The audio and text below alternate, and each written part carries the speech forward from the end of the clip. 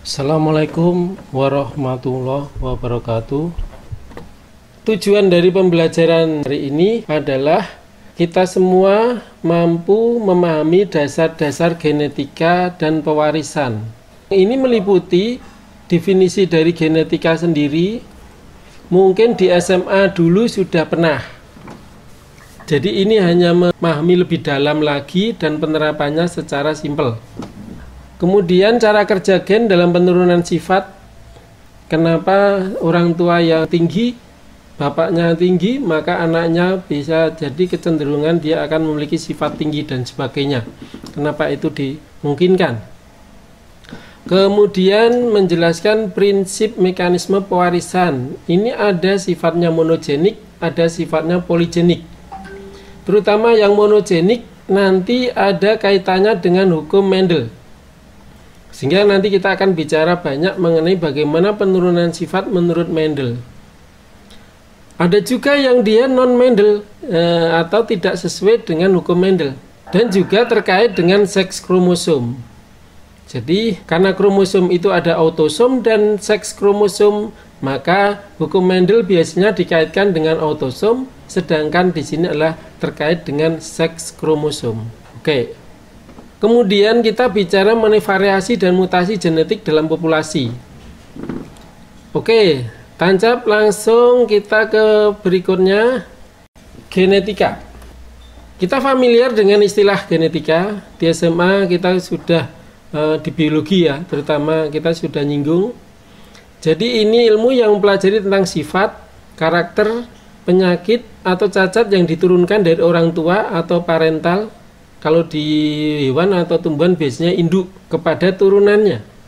Turunannya nanti ada generasi-generasi, sehingga ada F1, F2, F3, dan sebagainya. Dan bagaimana sih cara-cara penurunannya? Karena tadi ada banyak yang terkait seks kromosom, terkait dengan autosom, monogenik, poligenik, dan sebagainya.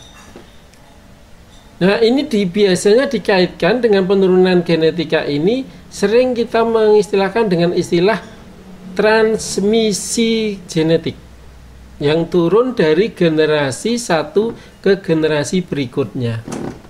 Nah, untuk transmisi sendiri itu kita biasanya ada familiar dengan ada dua istilah, yaitu pewarisan dan yang kedua adalah keturunan. Pewarisan biasanya di dalam bahasa Inggris disebut dengan inheritance. Kemudian kalau keturunan biasanya heredity.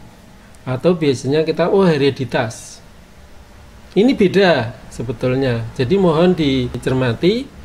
Untuk pewarisan sendiri itu adalah proses di mana informasi genetik diturunkan dari orang tua ke anak. Inilah mengapa anggota keluarga yang sama cenderung memiliki karakteristik yang sama. Ini sangat-sangat terkait dengan genotip. Albino contohnya, itu adalah masuk ke pewarisan. Orang tua yang albino akan diturunkan dia ke albino.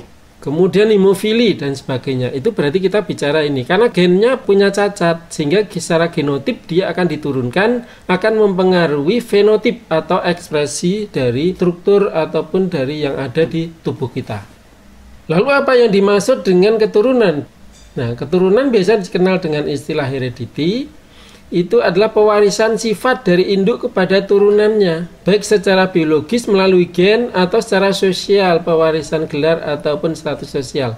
Nah, ini yang lebih kompleks, di mana kita bisa bicara kinerja dari perilaku, itu berarti keturunan. Jadi cara sudah mengarah ke fenotip, di mana fenotipnya itu muncul tatkala dia ada pengaruh lingkungan. Jadi contoh, dia sakit gula, maka orang tua sakit gula, anaknya belum tentu dia sakit gula. Tapi kalau pengaruh lingkungan, dia pola makanannya itu banyak mengandung gula, pola makanannya nggak diatur, nggak pernah olahraga, dan sebagainya, itu nanti genetiknya itu manifest, secara poligenik dia akan jadi sakit gula juga. Tapi kalau lingkungan itu tidak dimungkinkan, tahu orang tua saya sakit gula, maka saya harus hati-hati. Saya diet gulanya harus saya batasi, makannya saya batasi, dan sebagainya. Maka itu tidak manifest. Disinilah sebetulnya saya punya keturunan. Saya punya yang secara genetik ada, tetapi tidak manifest. Artinya sifat itu tidak ada di saya untuk saat ini. Gitu. Artinya apa? Orang itu sakit karena dia diturunkan. Kita mempelajari genetika itu ada di sekeliling kita. Jadi setiap individu manusia itu sebetulnya adalah dia itu sebagai pembawa gen atau kolam gen. Gennya orang zaman dulu berbeda dengan gen yang sekarang. Kenapa? Karena gennya sekarang sudah sebetulnya berawal dari gen yang dulu tapi mengalami percampuran. Adanya perkawinan itu menyebabkan perubahan gen pada turunannya. Sehingga gen yang dulu dengan yang anaknya, anak keberapa, cucu dan sebagainya itu sudah berbeda. Sehingga di samping adanya mutasi, adanya perubahan-perubahan gen, percampuran antara bisa jadi gen yang baik dengan gen yang buruk nanti akan mempengaruhi kondisi dari anak cucu kita itu. Makanya kalau mau mempertahankan gen itu yang terbaik, sebetulnya seperti ilmu pada tanaman. Kita mau mencari bibit jambu kristal yang baik, maka bukan dari bijinya. Misalnya kita datang ke tempat teman, dia punya pohon jambu kristal yang super, maka nggak mungkin kita akan nunggu bijinya. Kalau mau sama persis kita tanam seperti teman kita, maka kita akan minta dicangkok atau okulasi. Itu kalau representatif pada kehidupan di manusia atau hewan, itu namanya adalah cloning. Jadi mengambil bagian dari tubuh kita untuk dijadikan individu baru. Berarti sama persis. Jadi kalau seorang itu cerdas, maka kita ingin membuat dia itu sama persis kecerdasannya, orang itu sama, selnya sama, cloning. Tapi kalau nunggu anaknya, maka dia hanya mensuplai separuh, 50% dari kromosom 50%-nya dari siapa nanti pasangan atau istrinya tadi. Kalau istrinya nanti itu akan mensuplai separuh dari gen juga, maka di situ akan berpengaruh, turunan itu akan membawa bapak separuh, ibu separuh. Disitulah letak bahwasanya turunannya itu sudah terjadi percampuran. Makanya bibit yang baik adalah si ibu itu harus baik, bapak itu harus baik. Makanya orang Jawa bilang ada istilah bibit, bebet, bobot. Maka genetika di sini kita akan bicara mengenai itu. Oke, menarik sebetulnya genetika ini kita bisa menerapkannya nanti di lingkungan. Jadi hati-hati dalam memilih pasangan. Karena di situ nanti akan membawa separuh untuk anak kita. Jadi pada saat kita itu ingin mengetahui gen seseorang itu baik atau tidak, itu ya dari cari, melihat dari genotipnya, dari gen yang ada di dalam selnya, atau dari fenotipnya. Kalau kita itu orang awam, ya kita dari fenotip. Kalau genotip berarti itu dicek gennya dengan alat khusus. Dicek mana alel yang rusak, mana gen tertentu yang rusak, itu nanti akan kelihatan. Nah, bagaimana cara mempelajari genetika yang baik? Itu genetika bisa dipelajari oleh orang awam atau oleh kita semua sebetulnya melalui beberapa cara. Yang pertama adalah hibrid, persilangan. Ini adalah sama seperti yang dilakukan oleh zamannya Mendel. Dia mengawinkan kacang ercis, kemudian bunga. Ada kacang yang dia bentuknya keriput, ada halus dan sebagainya. Itu adalah dia mencoba. Percobaan-percobaannya dengan disilangkan itu nanti akan ketahui. Contoh hal lagi adalah saya ingin menyilangkan antara kambing Jawa dengan kambing gunung. Nanti ditunggu kalau dia itu hamil, kemudian itu melahirkan, ditunggu anaknya cirinya apa kita pelajari. Berarti disitulah kita mempelajari fenotip. Oh, akan terjadi seperti ini. Kemudian kita cek gennya. Oh, gennya unggul. Berarti inilah menjadi bibit hibrida. Jagung pun demikian. Ada istilah jagung hibrida dan sebagainya. Jadi proses-proses perkawinan inilah yang akan mencari bibit unggul. Tentunya kalau di dunia peternakan, maka kita akan melihat yang akan jadikan bibit itu berarti dari yang jantan harus yang terbaik, yang betina harus yang terbaik, sehingga diyakini akan menurunkan anak yang super. Dalam arti secara gen bagus, fenotipnya juga bagus. Ini dari hibridisasi. Untuk manusia gimana? Tidak boleh coba-coba. Saya coba ingin mengawinkan seseorang dengan orang yang albino. Jangan coba-coba. Itu karena secara etikal tidak boleh. Jadi ini untuk penelitian, untuk pengembangan bibit bagus, tapi untuk manusia nggak boleh. Nah, untuk manusia terus direkomendasikan apa? Ini silsilah keluarga. Itu juga penting kaitannya. Silsilah keluarga memainkan peranan yang sangat-sangat penting bagi kita untuk mengetahui gennya itu bagus atau tidak. Inilah yang kita kenal dengan istilah bibit. Jangan bobotnya. Artinya jangan melihat bahasanya silsilah keluarga untuk mencari dia itu dari keluarga kaya, keluarga hebat, jadi pejabat, anak pejabat. Jangan. Tapi adalah carilah dari silsilah yang dia mengacu pada gen yang jelek.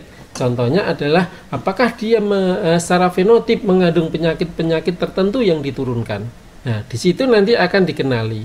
Sehingga silsilah keluarga ini akan, kalau nanti kalian pacaran, daripada ngomongin yang enggak-enggak, silahkan nanti kalian saling tukar silsilah keluarga. Bikinlah silsilah keluarga dari calon pacarmu. Kalau nanti ketemu gen yang jelek, misalnya dia sakit-sakitan semua, menurun, itu secara genetik jelek banget ya. Yang harus introspeksi dan saling pengertian untuk nanti demi anak yang baik, yang unggul, maka nggak usah diteruskan saja sampai ke jenjang pernikahan. Itu yang bagus.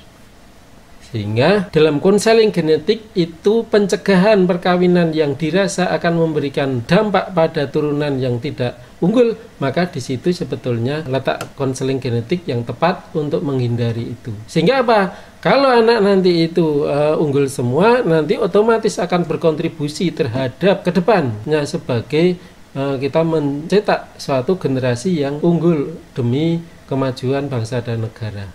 Kira-kira begitu. Kemudian bisa juga kita mempelajari lewat anak kembar, terutama yang identik, bukan yang non-identik. Kembar yang identik itu adalah kembar yang dia satu telur. Kemudian kawin kerabat. Kenapa kawin kerabat? Jadi kawin kerabat itu nanti resikonya ada kemiripan gen dari keluarga itu yang nanti akan muncul dominan, artinya probabilitasnya lebih kuat. Artinya kalau dia punya gen yang jelek, nanti akan kemungkinan muncul itu lebih kuat probabilitasnya daripada yang dia itu tidak kawin kerabat. Makanya hati-hati kalau di situ dia itu nanti penyakitnya karena homozigot, baik resesif maupun dominan, maka di sini kawin kerabat itu akan memunculkan homozigotnya itu kuat sekali. Jadi secara bibit buruk. Kalau dulu orang tua bila menikahkan dengan masih saudara itu kan lantaran supaya hartanya tidak terbagi-bagi ke orang lain. Jadi untuk menaikkan status, artinya untuk menyetabilkan dari kekayaan dari keluarga besarnya, sehingga tidak mau nikah untuk dengan lain. Itu banyak dulu. Sehingga dia dinikahkan dengan yang masih saudara meskipun generasi kedua, ketiga. Misalnya dari cucu dengan cucu, cucu dengan sepupu cucu dan sebagainya. Itu seperti itu. Jadi jangan ditiru, itu buruk secara genetika. Kalau struktur istilahnya apa ya, Kak, struktur ataupun fenotipnya bagus, anaknya cakep, cantik, tetapi secara mental nanti bisa jadi dia lemah. Secara kecerdasan juga lemah. Artinya dalam mengarungi kehidupan ke depan dia itu tidak bisa bersaing dengan yang lain. Itu rata-rata yang muncul kalau dia dari kawin kerabat.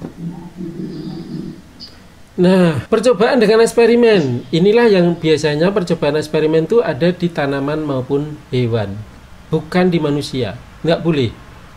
Karena manusia kalau dia perkawinan harus ada pernikahan yang sah menurut agama maupun nasional. Jadi ini tidak boleh. Tapi kalau hewan ya udah, kawinkan ini nggak cocok, kawinkan dengan yang lain, itu nggak masalah. Kalau kita mengawinkan pada tanaman nggak masalah juga. Kemudian sitologi, kita mempelajari dari selnya sendiri. Kemudian morfologi dari bentuk-bentuk cara anatomi, fisiologi dari biokimianya. Kemudian biometrika, perhitungan matematis. Jadi kira-kira Kalau Mendel menyarankan nanti kebanyakan dari turunan Mendel nanti yang di belakang itu hampir semua kita pelajari dari silsilah keluarga kalau manusia. Silsilah keluarga dalam rangka menilai apakah ada perkawinan yang tidak tepat. Tapi kalau eksperimen tidak. Oke. Jadi garis-garis turunan tadi dari secara genetika itu karena kita memiliki gen. Gen pembawa sifat keturunan. Lalu pengertian gen itu apa? Yang pertama kali dia dikenalkan oleh Thomas Han Morgan yang mengatakan bahwa substansi hereditas yang dinamakan gen terdapat dalam lokus di dalam kromosom. Menurut W. Johnson, gen merupakan unit terkecil dari suatu makhluk hidup yang mengandung substansi hereditas, bisa diturunkan. Genotip lah, terdapat di dalam lokus, hampir sama. Gen sendiri itu dia di dalamnya mengandung urutan nukleotida atau basa-basa nitrogen yang dia khas. Sifatnya adalah mengkode karakter makhluk hidup. Materi gen sendiri adalah DNA dan RNA. Jadi karena ini unit terkecil dari makhluk hidup, kita mengenal virus corona. Itu dia virus yang dia tidak punya otak, dia tidak punya macam-macam. Dia hanya memiliki komponen kehidupan terkecil yaitu RNA ataupun gen. Dia bisa berkembang cepat banget sehingga dia unggul dalam hal infeksiusnya dan proliferasi, memperbanyak dirinya. Karena virus itu dia hanya bisa hidup di dalam sel supaya dia bisa memperbanyak diri juga karena dia memanfaatkan gen yang ada di tubuh kita. Kalau ada kecocokan dia akan menginfeksi dengan baik. Oke, tugas gen adalah mengatur berbagai jenis karakter. Karakter fisik secara struktural kita akan lihat fenotipnya dalam bentuk anatominya. Wah, dia ganteng. Wah, dia cakep, tinggi, rambut keriting, mata biru, hidung mancung. Itu semua adalah morfologi, struktur morfologi yang kita cerminkan dari gen. Saya jelaskan tugas gen adalah mengatur berbagai jenis karakter, baik karakter fisik maupun psikis. Sering kita akan menilai hanya fisiknya saja. Kita menilai seorang itu gennya akan dibaik kalau misalnya sosok yang akan jadi pacar kita akan bilang, wah tinggi, wah ganteng, putih, kemudian bagus badannya. Itu adalah karakter fisik. Dia adalah morfologi. Berarti benar nggak kalau kita menilai bahwa dia punya gen yang bagus? Ya, dia punya gen itu untuk turunan dari orang tuanya memang bagus. Tapi di samping itu tugas gen juga mengatur karakter psikis. Tiap orang itu memiliki karakter psikis yang berbeda-beda, yaitu ada pemarah, pemalu, penakut, introvert. Nah itu semua dimunculkan dengan karakter. Karena gen itu nanti akan mensintesis protein. Protein tubuh itu nanti akan diwujudkan dalam bentuk pembangunan struktur anatomi tubuh atau pembentukan sel dan jaringan. Kemudian dia juga akan membentuk enzim, neurotransmitter, hormon, dan sebagainya yang nanti akan mempengaruhi kinerja metabolisme dan kinerja perilaku kita, yaitu bisa pemalu, pemarah, dan sebagainya. Oke, ini terutama nanti bisa mengarah ke yang kita kenal dengan behavior. Jadi ini ringkasannya. Jadi gen itu DNA kemudian membentuk RNA, ujung-ujungnya adalah membentuk protein. Protein ini kalau dulu kita belajar di SMA ada sifatnya sebagai pembangun, maka terjadi pembentukan sel baru atau dia untuk pertumbuhan. Kalau dia pengatur, arahnya ke arah hormon, enzim, transportasi, neurotransmitter dan sebagainya. Sehingga di sini akan mempengaruhi fungsi sel. Kalau ini adalah jumlah selnya, membentuk jaringannya, ini fungsinya. Fungsinya nanti bisa mengarah ke metabolisme. Orang gemuk saja sebenarnya analisisnya adalah gangguan metabolisme, berarti dia bisa diturunkan karena gen. Dan perilaku, behavior. Jadi jenenge watak itu kadang kalau dia sudah ada dari cetakan gennya ya sulit ya. Ini semua terutama yang perilaku ini bisa nggak dimainkan? Bisa. Kalau yang ini tidak, ini otomatis. Tapi kalau yang ini bisa dimainkan. Contoh, dia sebetulnya neurotransmitternya mengarah ke jelek, tapi dia dikondisikan yang baik. Oke, harusnya dia nakal, tapi dia dirawat oleh seseorang yang dia tidak mengenal nakal, kemudian diarahkan untuk tidak nakal, lingkungannya itu tidak nakal, maka dia akan jadi orang yang baik. Ini keunggulan dari proses ini, dipengaruhi oleh lingkungan. Oke, kemudian kita bicara mengenai gen dan karakter. Nah, ternyata karakter tadi yang berlaku, karakter-karakter yang baik fisik maupun yang psikis tadi, karena dipengaruhi gen, ternyata ada beberapa fenomena di mana satu gen bisa memunculkan banyak karakter atau mengatur banyak karakter. Sebaliknya ada juga banyak gen mengatur satu karakter. Ini kita yakini dulu. Nah, satu gen banyak karakter, di samping dia menentukan satu karakter pokok atau utama, juga mempengaruhi karakter lain. Contoh, di sini gen yang mengkode fenilketonuria, yaitu gen yang menghambat sintesis fenilanalin. Efek samping gen ini menyebabkan warna rambut terang atau kurang pigmen, sehingga warna rambutnya harusnya hitam, tapi dia tidak begitu hitam. Kemudian banyak gen satu karakter. Ini terjadi kalau satu karakter ditentukan oleh banyak faktor. Contoh, tinggi badan. Itu khas. Tinggi badan banyak dipengaruhi. Satunya adalah tulangnya. Tulangnya harus panjang. Kemudian kalau cuma tulang kaki tok, jadi ruas tulang belakang juga pengaruh. Tulang leher berpengaruh. Bentuk tengkorak akan mempengaruhi tinggi. Ya, karena dia banyak dipengaruhi oleh tulang, jaringan ikat dan sebagainya, maka di sini banyak gen yang akan mempengaruhi postur tinggi badan ini. Contoh lain adalah buta keturunan. Buta keturunan bisa jadi dia kerusakan retinanya, kerusakan lensanya, kerusakan saraf matanya, di mana masing-masing ini oleh gen yang berbeda-beda dalam pembentukannya. Jadi ini banyak gen mempengaruhi satu karakter. Oke, berikutnya adalah kita nanti banyak mengenal simbol-simbol ini dalam memahami konsep yang dari Mendel. Di mana simbol-simbol gen ini ada yang dominan. Gen dominan biasanya kita tulis dengan huruf besar. Gen resesif akan kita tulis dengan huruf kecil. Apapun, mau pakai A sama I, E kecil ya, A kecil, atau H besar, H kecil, J besar, J kecil, silakan. Itu yang penting adalah huruf besar itu dominan, huruf kecil itu adalah resesif. Ini adalah berpasangan. Pasangannya kalau ya dia itu antara besar dan kecil biasa, karena ini berbeda, maka kita dominan resesif kita kenal dengan heterozigot. Sedangkan yang sama baik resesif maupun dominan itu kita kenal dengan homozigot. Berarti dia sama. Dominan ya boleh dengan dominan, resesif dia dengan resesif. Cuman namanya jadi homozigot dominan maupun homozigot resesif. Oke, jadi kira-kira seperti itu.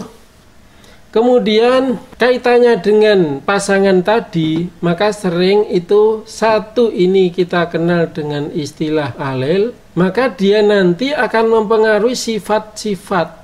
Sifat-sifat nanti kita akan kenal dengan istilah, kalau dia berekspresi di dalam wujud dari lahiriah yang kita lihat, maka disebut dengan fenotip ekspresi. Tapi kalau dia kita lihat dari segi gennya, maka disebut genotip. Jadi nanti F1 bisa jadi kalau AA itu nanti itu akan dominan menyebabkan dia bulat halus, maka di sini F1-nya keterangannya adalah bulat halus. Tapi kalau genotipnya AA. Kalau di sini bulat keriput misalnya, AI bulat keriput. Ini adalah lonjong keriput misalnya. Itu contohnya. Nah, gen tadi sebagai pembawa sifat keturunan itu ada di dalam kromosom. Nah, kromosom tubuh kita itu sebetulnya ada 23 pasang atau 46. Itu ada di dalam nukleolus atau inti sel. Nah, kromosom itu karena membawa gen, maka secara keseluruhan kumpulan gen-gen yang terdapat di dalam sel individu organisme kita kenal dengan istilah genom. Jadi genom di sini dikaitkan keseluruhan, nanti juga genom yang dikaitkan dengan jumlah gen yang memfungsikan tertentu. Misalnya kita melihat, maka atau membau. Maka genom untuk pembauan kita itu beberapa. Jadi kalau kita bilang tikus, oh genom yang untuk pembauan manusia itu katakanlah 900. Tikus juga 900. Itu nanti akan berbeda secara fungsional terkait dengan fungsi masing-masing. Contoh, kalau manusia itu dari 900 genom yang untuk membau itu hanya 350 yang berfungsi normal. Makanya kita dalam fungsi membau tidak sekuat seperti pada kucing maupun tikus. Tikus dari 900 karena sama dengan manusia, 900 genomnya dia berfungsi semua, sehingga karakter yang dimungkinkan secara kemampuan membau, menghidu dari tikus sangat hebat, lebih dari manusia. Makanya itu hewan tertentu seperti tikus dikaruniai genom yang dia berfungsi sempurna pada pembauan itu untuk apa? Untuk mencari mangsa atau mengendus musuhnya, beradaptasi dengan lingkungannya. Nah, kalau kita ya nggak perlu amat. Kadang kalau kita itu ada barang yang jorok saja, kalau kita nggak bisa membau kecuali barang itu diambil kemudian didekatkan dengan hidung. Genom suatu organisme adalah kumpulan semua gen yang dimiliki organisme tersebut pada setiap selnya. Genom terdiri dari satu set lengkap kromosom yang diturunkan dari tetuanya. Banyak gen yang terdapat dalam satu genom berbeda antar organisme. Makanya itu, sering tikus dipakai untuk percobaan lantaran genomnya sama dengan manusia. Sehingga dia bisa mewakili gen-gen itu. Sehingga kalau nanti pada tikus itu hasil penelitiannya itu mengarah ke bermakna, maka itu nanti akan diteruskan, itu bisa dipakai untuk penelitian besok, itu bisa dipakai untuk manusia. Jadi namanya digeneralisasi. Semakin rumit suatu organisme, semakin banyak gen yang dikandung dalam genomnya. Jadi genom, kromosom, gen DNA, jadi kira-kira gini kode genetik jumlah kromosom. Nah, studi tentang gen yang ini akan diturunkan. Ini tubuh itu, ini sebagai kolam gen, satu sel tubuh, kita itu membawa gen.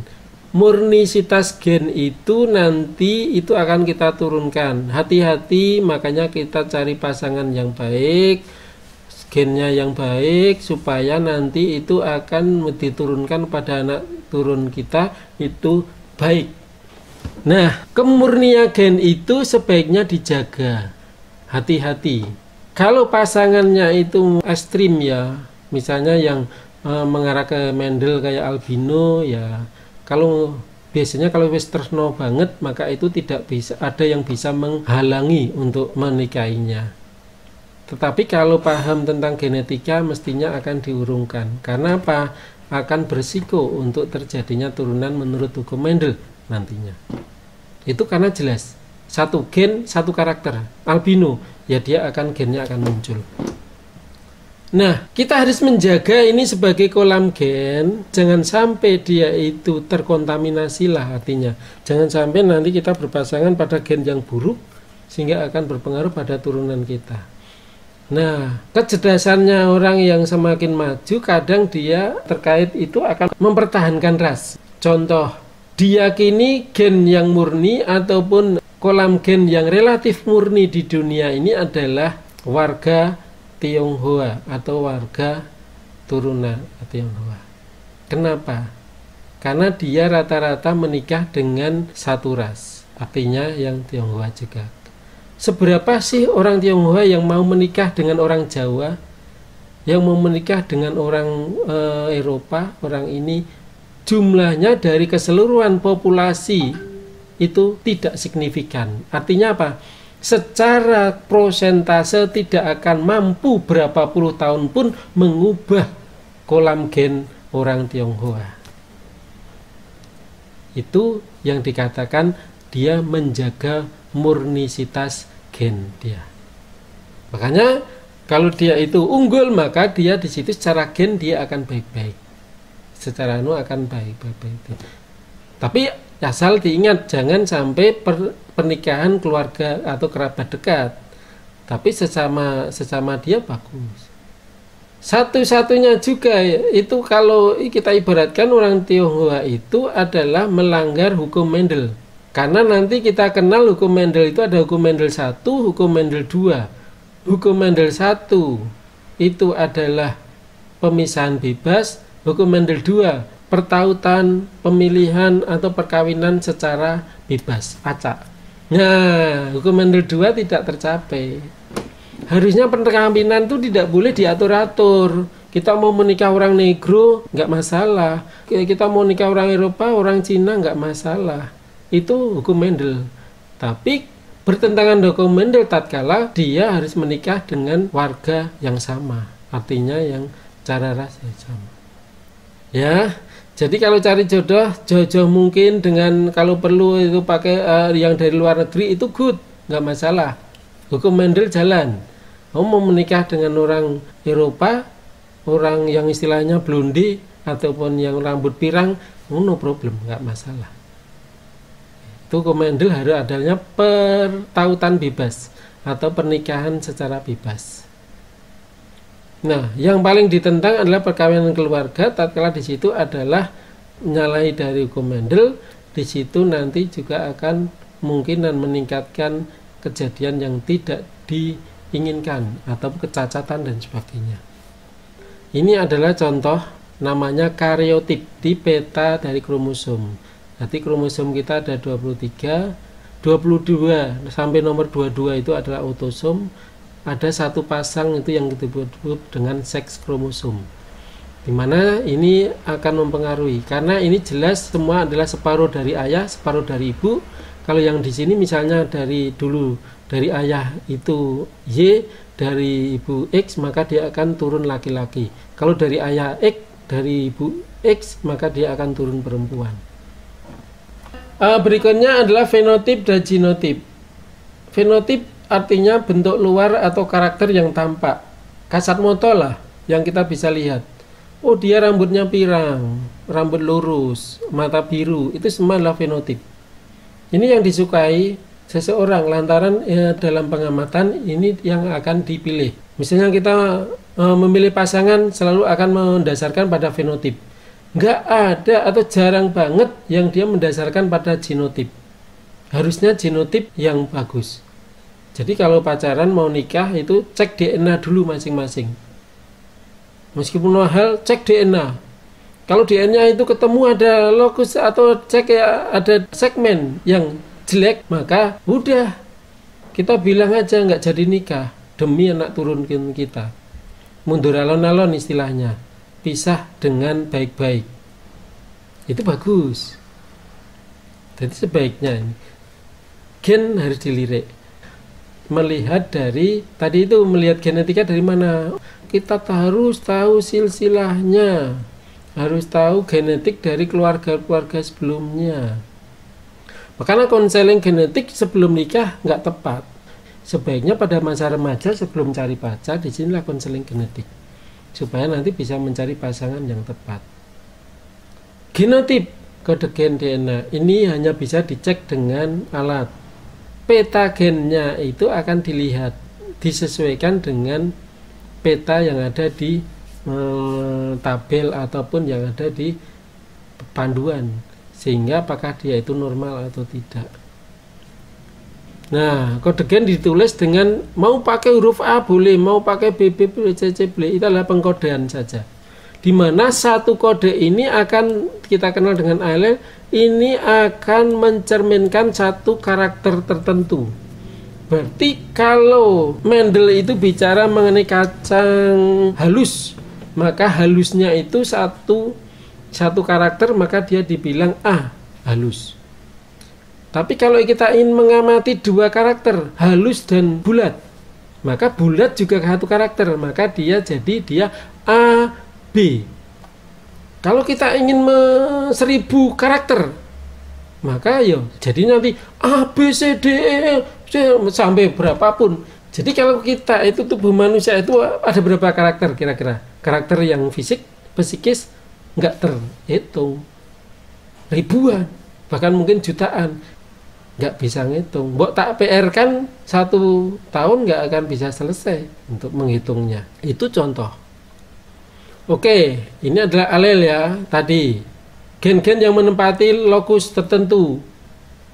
Ini biasanya berpasangan dalam satu kromosom tadi. 2N, maka di tengah ada yang disebut dengan sentromer. Ada pita.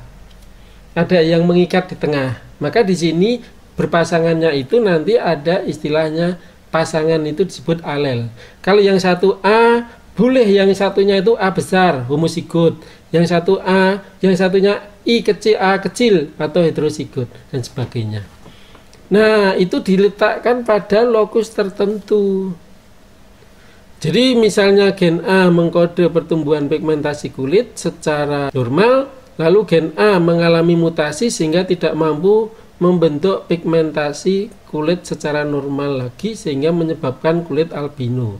Gen A yang bermutasi disebut di simbol E atau A kecil. Kenapa ditulis A kecil? Karena karakter yang ditumbuhkan bersifat resesif. A berarti yang dominan. Normalnya kalau menurut hukum Mendel, yang namanya dominan yang tulisannya besar akan menutupi sifat fenotip yang kecil. Berarti kalau dia itu karakter pasangannya adalah A dan A kecil, maka nanti akan muncul fenotip A besar. Apakah selalu? Tidak. Ini umumnya. Namanya adalah dominansi. Dominansi itu ada dominan homozigot, dominan heterozigot. Artinya dominan yang besar ada yang kecil. Resesif ada yang dominan. Jadi di sini A menutupi yang kecil. Nanti ada yang dia itu tidak bisa A itu menutupi yang kecil, tidak. Akan muncul bersama-sama. Contoh, A ini akan mencerminkan warna merah, I itu akan mencerminkan warna putih. Maka di sini harusnya kalau A ketemu A dan A kecil akan menjadi dominan warna merah. Kalau A kecil semua putih, maka di sini tidak. A ketemu dengan A akan terjadi gradasi namanya, jadi nanti bentuknya pink. Itu berarti kodominan, artinya dominansi tidak penuh. Jadi akan terjadi gradasi. Ternyata itu ada. Ini semua.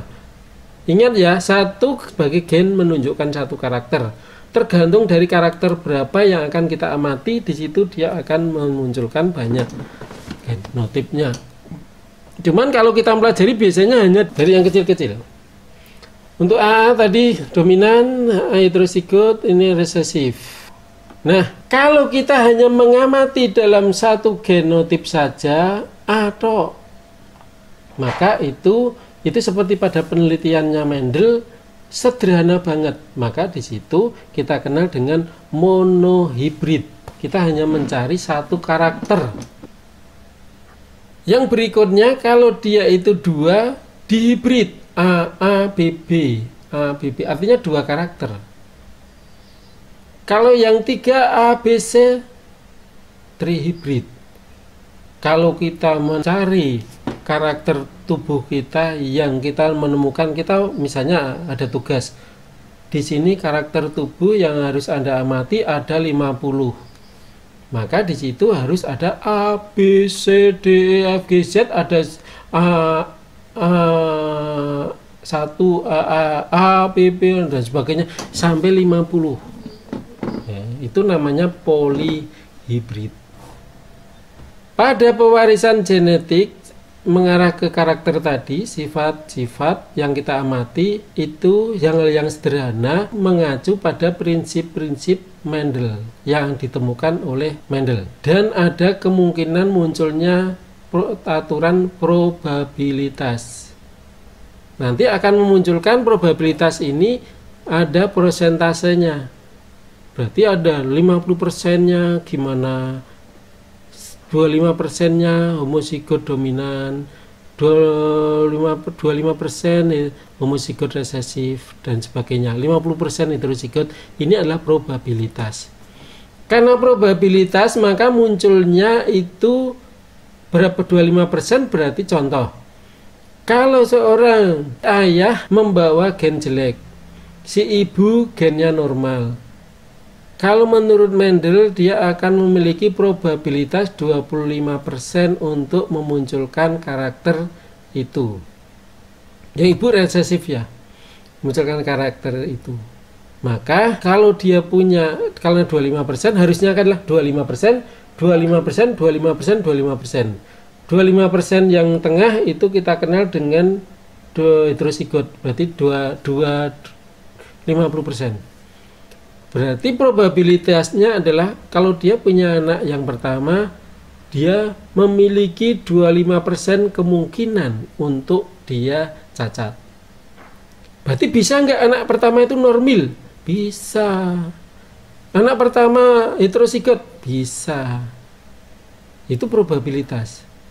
Makanya kalau nanti ditemukan dia mempunyai kecurigaan gennya jelek, dia tetap menikah, kemudian anak pertama itu ketemu dia normal, bagus, ya kita secara konseling genetik dibilang nek iso cukup, ndak perlu punya anak lagi. Karena dimungkinkan anak berikutnya secara probabilitas nanti bisa akan terjadi ketemu 25% yang jelek tadi. Gitu. Tapi apa kalau dia maksa punya anak lagi, bisa nggak dia probabilitasnya normal lagi? Bisa. Karena yang namanya probabilitas adalah tidak mesti ketemu jelek.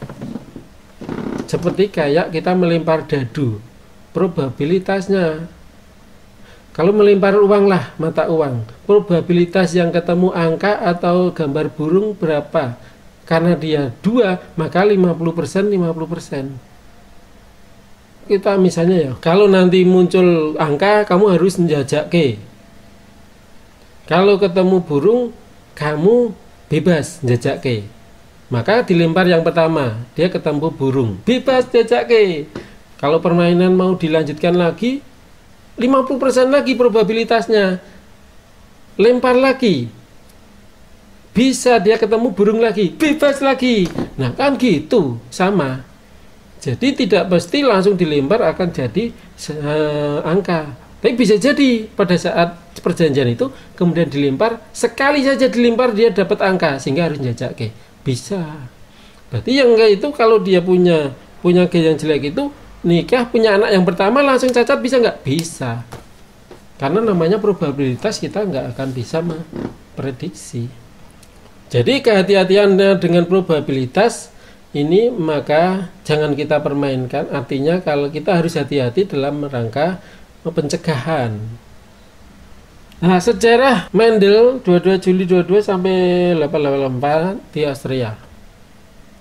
Dia sebetulnya adalah ahli tumbuh-tumbuhan, sehingga nanti jangan heran kalau dia penelitiannya banyak mengacu pada tumbuhan. Misalnya kacangan, bunga-bungaan dan sebagainya. Dalam eksperimentalnya dia menggunakan tanaman. Nah, sampai saat ini masih dipakai dasar-dasar Mendel untuk penelitian genetik. Jadi kita berterima kasih pada beliau, sehingga dia diangkat sebagai bapak genetika. Ada hanya hitung-hitungan ya sebetulnya ke arah probabilitas.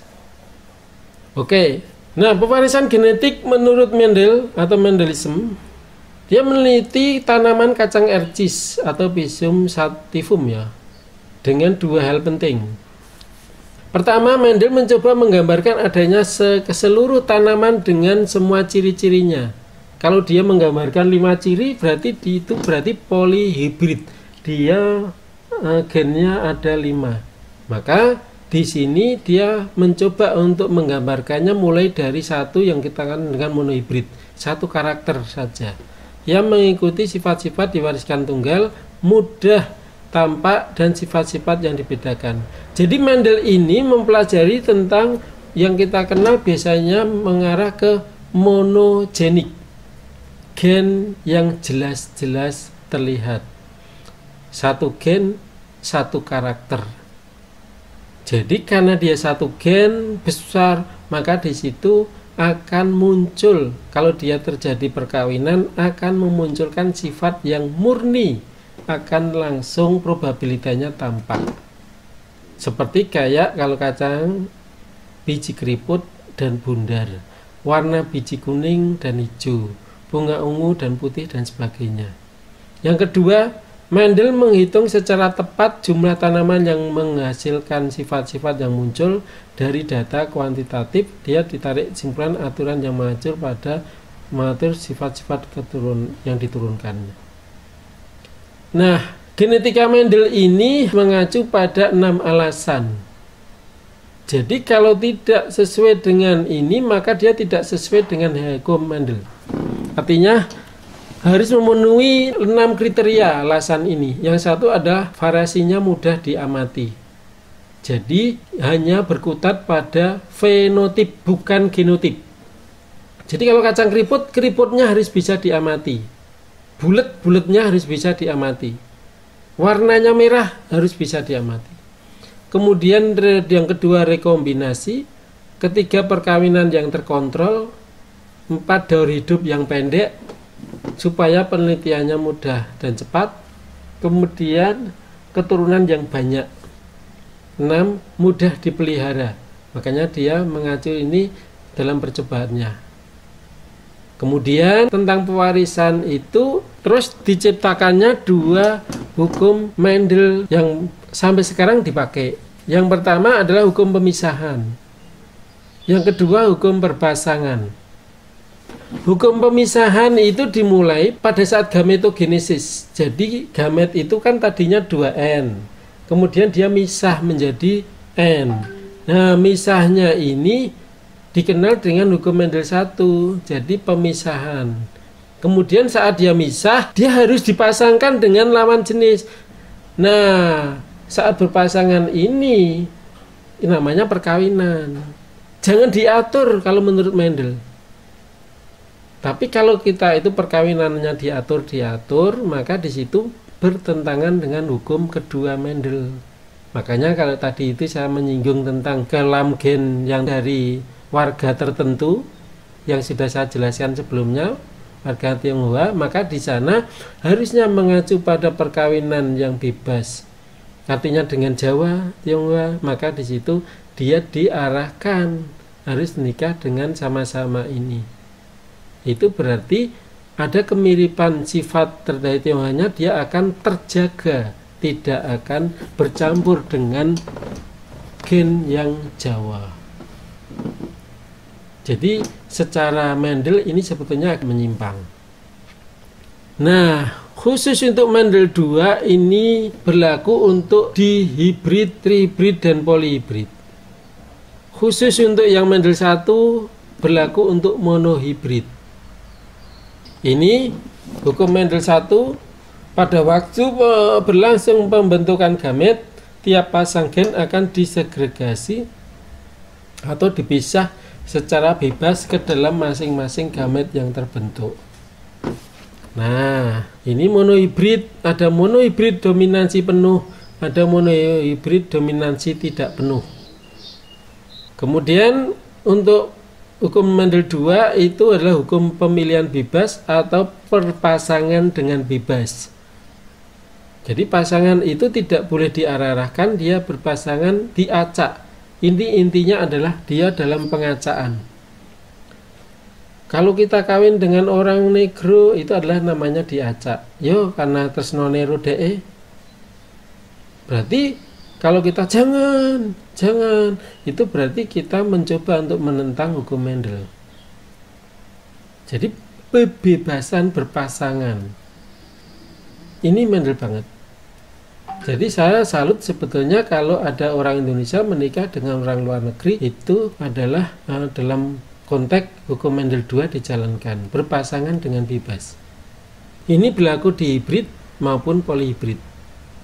Nah, hukum Mendel 1, prinsip warisan terdapat sifat dominan atau resesif. Karena monohibrid tadi, dominansi, resesif, ada dominan, kemudian terjadi segregasi, pemisahan. Maka contoh kesimpulannya, individu heterozigot AA akan membentuk 2 macam gamet, yaitu A dan E. Ada pemisahan alel gen. Perkawinan monohibrid, contoh, satu sifat, warna bulu, bisa hitam, bisa albino. Maka di sini turunannya ya kalau nggak hitam ya albino. Oke, ini monohibrid. Monohibrid itu satu hibrid blaster ya, persilangan dengan satu sifat yang diamati saja.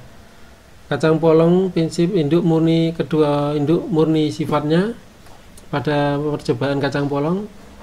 Satu fenotip yaitu warnanya aja yang diamati. Jadi bisa nggak ini berarti mengamati selain warna? Ya nanti akan ketemu di hibrid. Kalau 5 yang diamati ketemu polyhibrid. Makanya di sini hanya satu. Nah, beda sifat yaitu bunga merah dan putih. Ini persilangan monohibrid misalnya DD dengan DD. D gametnya, gennya itu adalah genotipnya D besar, kemudian ini D.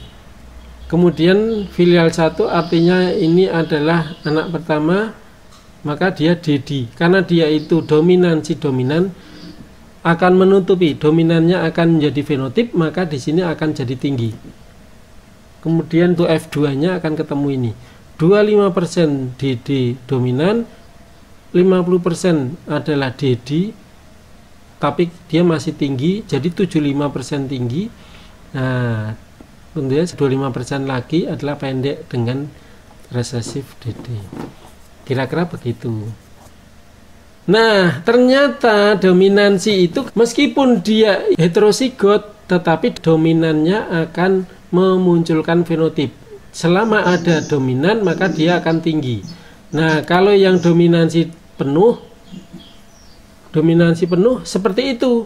Berarti ini 3:1. Dimana kalau dominansi tak penuh? Ini genotipnya, kalau fenotipnya adalah 31, dominansi penuh. Ini dominansi penuh sempurna 31. Meskipun ini adalah heterosigot, tapi ini dominan akan memunculkan warna fenotip. Lalu yang dimaksud dengan dominansi tak penuh yang tadi saya ceritain. Dominan semua akan memberikan warna, akan mencitrakan fenotip warna merah menyala atau ekspresif. Warna merah menyala. Kalau dia itu heterosigot, dia akan merahnya hanya separuh, warnanya menjadi pudar atau dia menjadi setengah putih, setengah merah, sehingga dia akan muncul warna pink. Ini adalah dominansi tak penuh. Jadi kalau kita melihat banyak bunga yang ada di taman kita atau di halaman kita, contohnya bunga apa ya yang paling khas ada dominansi tak penuh itu kayak bougainville. Bougainville itu kan ada yang warnanya macam-macam, ada warna merah, warna putih, warna pink, warna ungu. Itu sebetulnya dia representatif adalah dominansi tak penuh. Lalu masing-masing dicangkokkan dalam satu pohon, sehingga dalam pohon itu satu pohon bisa warnanya ada warna merah, kuning, warna putih, warna pink, bisa jadi bisa. Karena di situ dia seperti kayak nyangkokkan aja. Jadi dia karakternya pada cangkokan itu masih sama dengan genetiknya.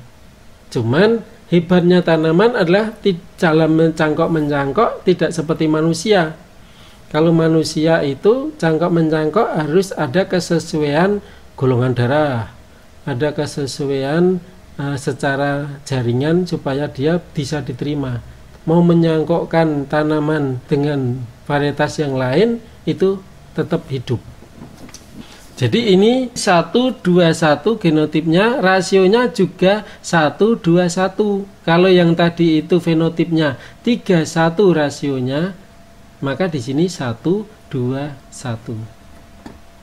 Kalau dominansi penuh itu berarti yang ini merah nyala semua, ini merah nyala, sehingga merahnya 3, sehingga 3:1 ini. Tapi kalau tak penuh, yang heterosigot ini jadi warnanya pudar, jadi dia 1:1. Oke? Hukum Mendel 2. Jadi ingat, dihibrid atau polihibrid tergantung dari karakter yang diamati. Terutama kalau dihibrid di sini khusus 2 sifat yang diamati. Kalau lebih dari 2 ya polihibrid. Bisa trihibrid, bisa kuartri 4 hibrid dan sebagainya. Nah, prinsip kedua induk murni sifatnya 2 fenotip, warna biji boleh dengan bentuknya. Nah, kedua sifat ini nanti akan munculkan fenotip misalnya kuning untuk warna hijau, kemudian bentuknya bisa bulat, bisa keriput. Jadi gini, untuk di hibrid saja itu tabelnya jadi banyak kayak gini. Anda bisa membayangkan nggak kalau saya minta untuk SAPR misalnya, tolong di sini ada 5 karakter. Silahkan dibuat kemungkinan probabilitasnya dengan ada di tabel ini. Kira-kira tabelnya jadi berapa? Anda mungkin membuat dalam bentuk kertas HVS nggak cukup, mungkin pakai kertas yang banyak, sehingga saya pikir semalam nggak tidur untuk membuat itu, mungkin nggak selesai. Itu karakternya jadi rumit, tapi nanti ada rumusnya. Jadi ini contoh dengan karakter 2 saja, itu jadi berapa ini? 4 kali 4, 16. Ada 16. Jadi GG ada 3, ini akhirnya macam-macam. Sehingga di sini kalau kita lihat di hibrida ini kuning halus, kuning halus, kuning halus, kuning halus, kuning halus, kuning keriput, ini kuning halus, kuning halus, kuning keriput, kuning halus, kuning halus. Nah, gimana nanti ketemu fenotipnya? Jadi kira-kira begini di hibrid. Di hibrid rumusnya jadi akan ketemu 3 dominan, kemudian 1 untuk yang resesif. 3 dominan itu bisa G bisa W. Untuk 9 itu GW, ini akan munculkan kuning halus. Kemudian 3GW kecil kuning keriput, 3W ini 1 dengan W kecil, kemudian 3 dengan W besar, GGW hijau halus, kemudian 1 dengan semua kecil, hijau keriput. Jadi ini fenotipnya nanti jadi 9331. Bulat kuning, bulat hijau, kisut kuning, kisut hijau. Perbandingan genotipnya rumit lagi. 1, 2, 2, 1, 4, 3, 1. Ini contoh yang di hibrid saja. Nah, kira-kira jadi begini kalau kita bikin warnanya. Intinya fenotip munculkan 9331 rasionya. Nah, bagaimana dok kalau dia polihibrid? Monohibrid tadi ketemu 31. Dominansi penuh ya ini ya semua ya. Di hibrid ketemu 6 jumlah individu 16, macam gametnya 4. Fenotipnya macam fenotip 4, genotipnya 9. 9331. Untuk trihibrid, nah, rumit ya. Jadi 64 kemudian ketemu seperti ini. Kalau saya minta misalnya 11 hibrid, 12 hibrid, maka 2 pangkat 11, 2 pangkat 10. Berarti di sininya jumlah individunya 4 pangkat dari N-nya. Berapa yang diminta? Fenotipnya 2N. Genotipnya 3N. Jadi boleh dibilang di sini sama dengan monohibrid, cuman pangkat berapa. Jadi banyak banget. Terus saja gitu. Nah, kadang ini kan kita bicara dominansi penuh. Kalau dia ada dominansinya 1 pun, maka dia akan ketemu hasil itu. Merah ya dia akan jadi merah. Tidak ada gradasi, karena dia dominansi penuh. Nah, kalau dia itu tidak penuh atau incomplete dominan, maka dia akan tampilan. Contoh ini ada di penyakit yang ada di manusia, yaitu pada kasus LDL, pada hiperkolesterolemia. Ini mengacu ke dominansi tak penuh. Contoh HH, maka dominansi penuh di sini dominan ya, homozigot, maka dia akan muncul normal.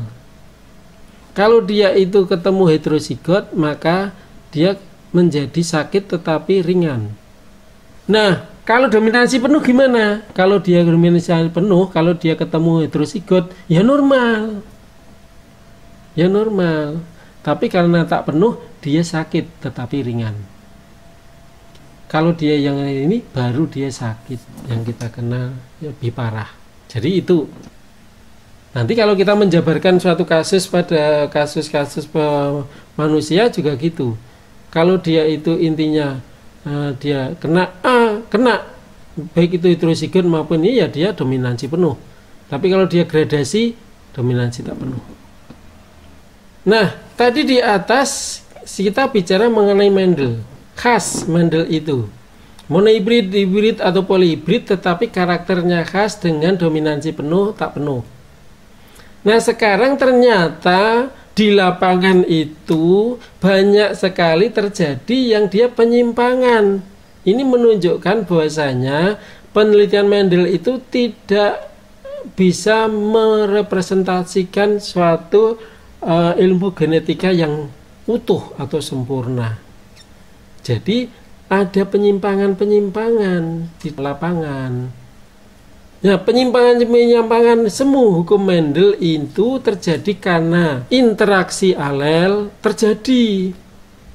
Interaksi genetik juga terjadi, bisa terjadi tautan seks, tautan autosom yang kita kenal dengan apakah dia autosom link, kemudian bisa juga pindah silang. Nah, mengacu pada penyimpangan tadi, ada interaksi, ini contohnya adalah dominansi tidak sempurna. Kalau yang Mendel tadi ada istilah dominansi tidak penuh, maka di sini sebetulnya dominansi ada, tetapi tidak sempurna atau disebut semi dominansi. Apa bedanya dengan dominansi tak penuh, Dok? Beda. Kalau dominansi tak penuh, kalau tadi itu warna merah dengan putih akan terjadi warna pink separuhnya. Tapi kalau dominansi tidak penuh, Anda lihat pernah ada bunga yang dia belintong-belintong, ada buah yang belintong-belintong. Belintong-belintongnya misalnya mirip kayak, kalau hewan itu kayak apa ya, sapi, dia diambil susunya yang ada di kayak kotak-kotak susu itu, sapinya belintong-belintong. Nah, ada, kalau nanti dia warna merah, maka ada yang warna merah, kemudian ada yang warna putih. Kalau kucing itu ada warnanya itu campuran, ada dia warna hitam, ada warna putih. Anjing juga warna hitam dengan warna putih. Jadi dia belintong-belintong seperti kayak baju tentara. Itu adalah dominansi tidak sempurna. Kalau dominansi tidak penuh, semuanya, cuman warnanya memudar. Dominansi tidak sempurna, belintong-belintong. Gambarnya mirip dengan kayak anjing belintong-belintong lah. Kemudian kodominan. Ada alel ganda, ada alel letal. Kemudian reaksi genetik ada atavisme, ada polimeri, kriptomeri, epistaksis, komplementer, dan sebagainya. Dan tautan ada tautan sumen, tautan seks. Ini contoh interaksi alel. Dominansi tidak sempurna. Semi dominansi. Ini dominansi tak sempurna yang tadi ya. Jadi warnanya ini berbeda. Kemudian kodominansi tidak memunculkan sifat antara pada individu heterozigot, tetapi menghasilkan sifat yang merupakan hasil ekspresi masing-masing alel. Jadi kalau heterozigot mestinya heterozigot antara merah, heterozigot antara putih, maka mestinya dia akan, kalau dominansi penuh akan merah, dominansi tidak penuh akan gradasi keduanya. Dominansi tak penuh, boleh Dok saya ilustrasikan seperti kayak dominansi tidak sempurna, dominansi tidak penuh?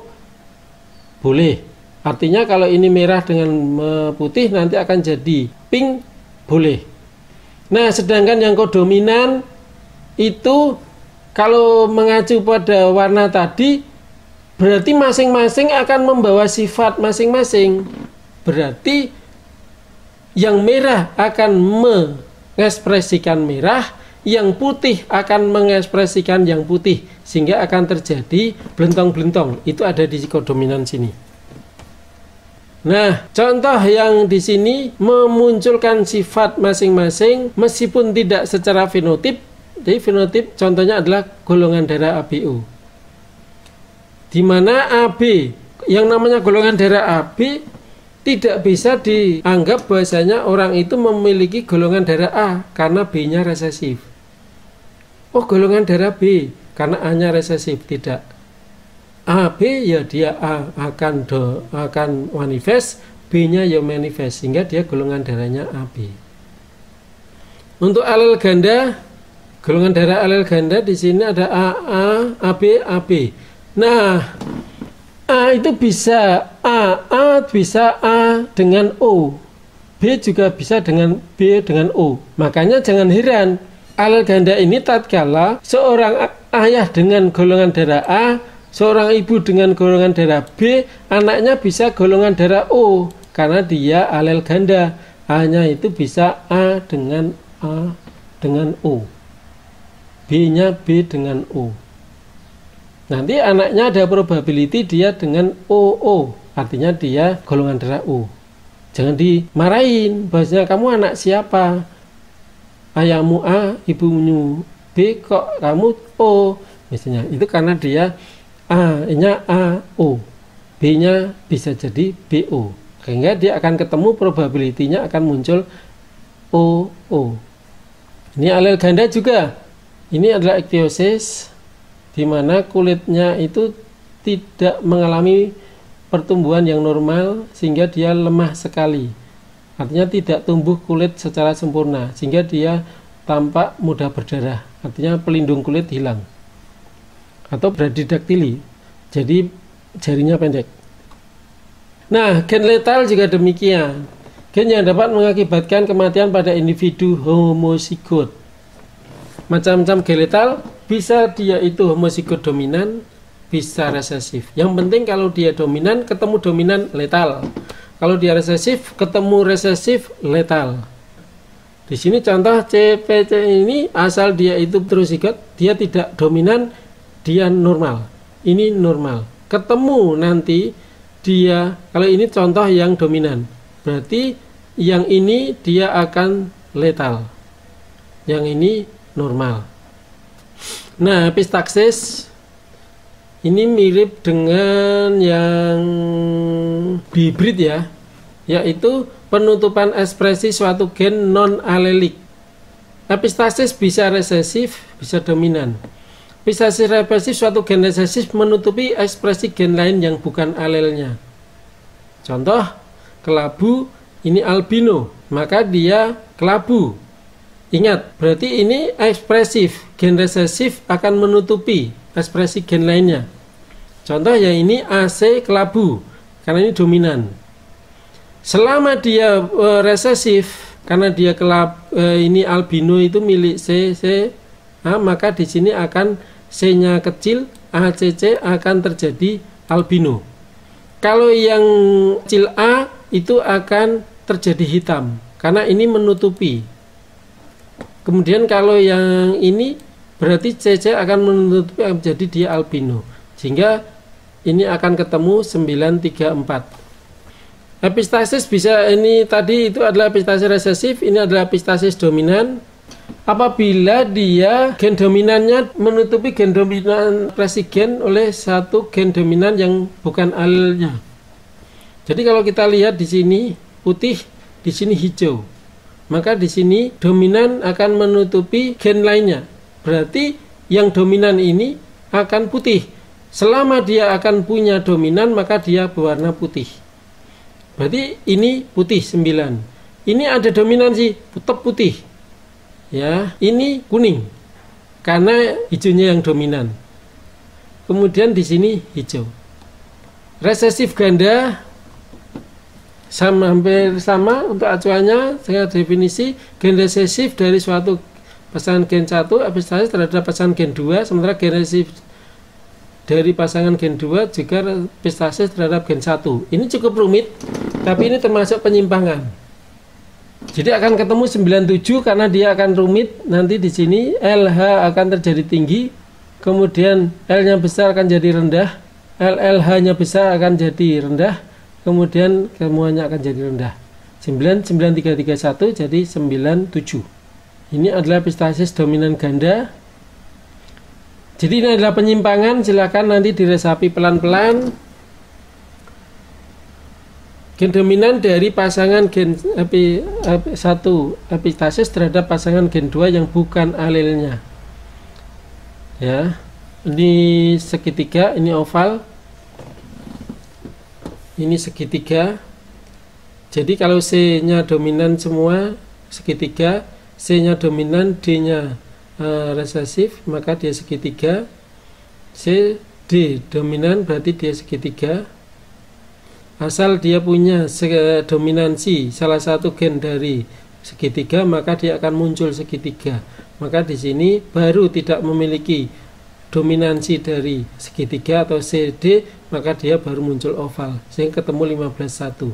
Itu kalau dominan. Ini dominan resesif dibalik. Di sini putih, ini putih. Nah, kalau ketemu kalau C-nya itu asal dia itu punya I, maka dia itu putih. Sehingga di sini I-nya kecil semua, maka dia berwarna. Ini berwarna putih. Ini berwarna, ini putih. Ini gen duplikat dengan efek kumulatif. Kan ketemu 961. Jadi dia berbentuk cakram, ini berbentuk lonjong, ini berbentuk cakram, bulat-bulat lonjong. Sehingga epistasis yang muncul akibat adanya duplikat dari gen sebelumnya dengan adanya efek kumulatif. Nah, ini interaksi gen penyimpangan semu terhadap hukum Mendel yang tidak melibatkan modifikasi nisbah fenotip, tetapi menimbulkan fenotip-fenotip yang merupakan hasil kerjasama atau interaksi dua pasang gen non-alelik. Silahkan nanti dicermati sendiri.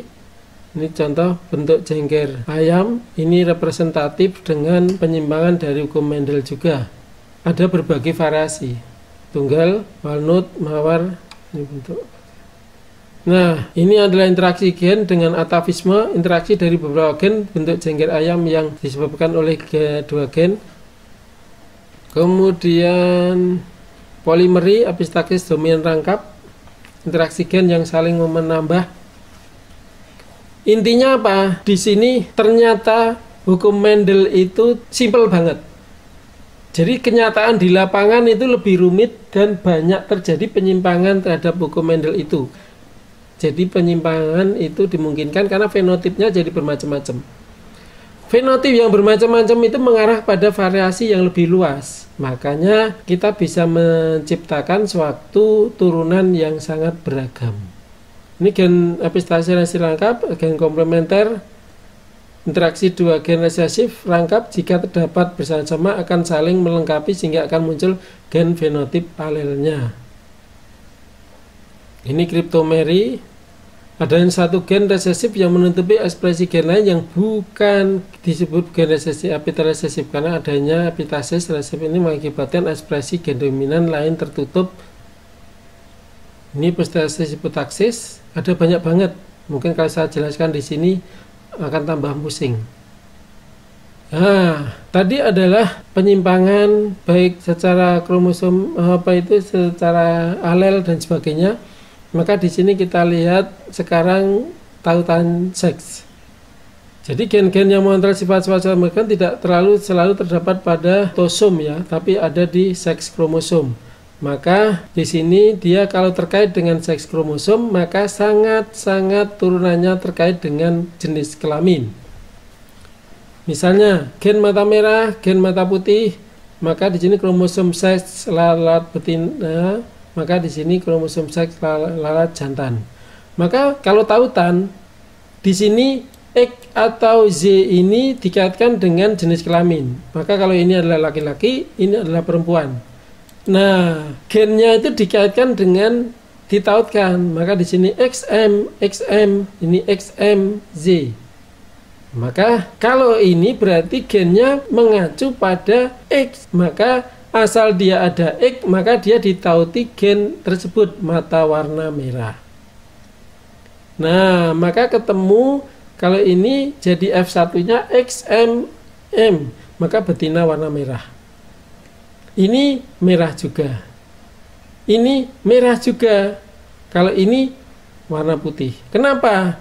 Dia resesif, Z sendiri tidak membawa, maka dia akan muncul resesif. Oke, jadi ini karena tertaut link pada kromosom X. Kalau kromosom Y, ya Y yang membawa. Jadi kalau X nanti tidak punya. Mohon maaf yang terakhir tadi penyimpangan membuat Anda bingung. Untuk yang Mendel memang simple, jadi Anda bisa memahami dengan baik. Kemudian untuk yang cakupan pembicaraan pada sini kita cukupkan sampai ke penyimpangan hukum Mendel saja. Terima kasih atas perhatiannya. Saya akhiri. Assalamualaikum warahmatullahi wabarakatuh.